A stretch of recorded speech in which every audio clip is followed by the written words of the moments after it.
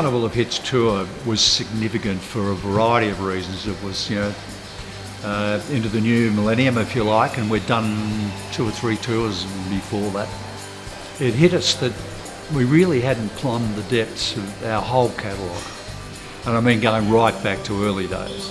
The idea of the treble clef setting was probably something that, as I say, it came from us trying to bring a bit of a change and letting people into our life, in the sense that we weren't just 4 people who stood at the microphone. That this was how we started off in this coffee lounge atmosphere, with a live audience, sitting only a few feet from us, really. When we constructed the program, we really wanted to spread the repertoire a bit more. And when we looked at what we'd done before, we'd become a little locked in a sense, and still lovely programs and people loved it. But this one we were able to talk a little more about the story, where the group had actually come from, and a little more behind the scenes, And by new stuff, some of it was old stuff, because we went back to some of the earlier material that we used to do when we were sitting around in the coffee lounge. The Treble Clef Cafe, I felt so hip and cool going into that place. The boys were much more sophisticated than I was. I was very classically brought up and very square, and of course I'd been to the jazz club, but I'd never been into like the cafe situation. When we started talking about the repertoire for that particular night, we unearthed some of the ripper songs that we sang full bore in the coffee lounge days, like You Can Tell the World,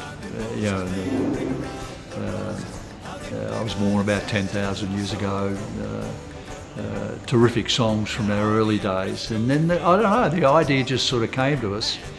Our stage manager had a bit of a freak out because he had to totally reset the whole stage. The audience really loved that earlier treble clef sequence, because there were quite a few rousing gospel-y type songs, especially with Bruce taking the lead, because people obviously were totally aware that Judith is the lead singer. But in those early days, when we had that repertoire, that coffee lounge repertoire, we were singing all sorts of stuff.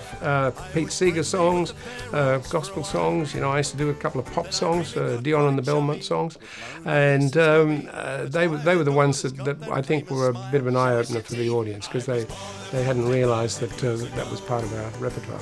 There was a particular influence that I'd like to mention on the Seekers' early music, and where we got a lot of our songs from. There was a magazine came out of America called Sing Out, and it had all the folk songs with the melody lines and lyrics, and a lot of them were put together by people like Pete Seeger, who's one of the great folk music historians of America, and that's where we got songs that we put into our repertoire. The Treble Clef Cafe was amazing, and we certainly wanted to recreate that on stage as close as we could, thinking all the time this is just down the road, and this is how we used to sit, where I'd be sitting here, because we all sat down always, and Athol standing at the back with his double bass. So it was recreating that so the fans could get a really good feel for it. And it was a lovely thing. I think we had a little lamp there and all sorts to just really make it really pinpointing us down. And we're doing some of our gospels and up-tempo stuff as well, with the real folky stuff.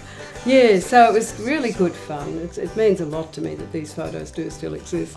I can remember Michael, our producer, saying, "Boy, what a night that was." And it's not the easiest thing in the world, to get a mix straight off the desk when you finished a concert. And I remember Michael being quite elated, and in fact there was very little in adjusting that he had to do, and that's what happened on that particular night. And it was, we knew it. We sort of had the feeling that everything had come together, and for us it happened fortunately most of the time, but that night in particular deserved an album.